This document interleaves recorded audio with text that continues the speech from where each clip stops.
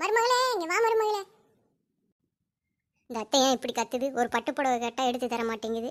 ஆனால் என்ன வேணுனாலும் நம்மளத்தை மருமகளேன்னு கத்துது. என்னத்தை கூப்பிட்டீங்களா? இது என்ன ஒரு கூட்டமே வந்திருக்கு?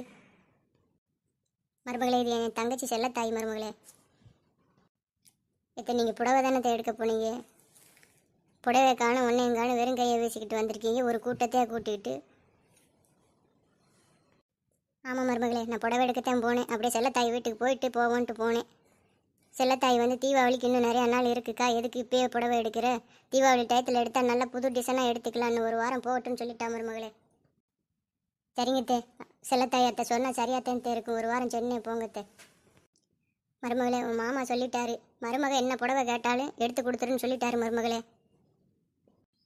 அத்தே உண்மையாத்தே? நான் என்ன புடவை கேட்டாலும் எனக்கு எடுத்து தர சொல்லிட்டாரா அத்தே மாமா? ஆமாம் மருமகளே, உனக்கு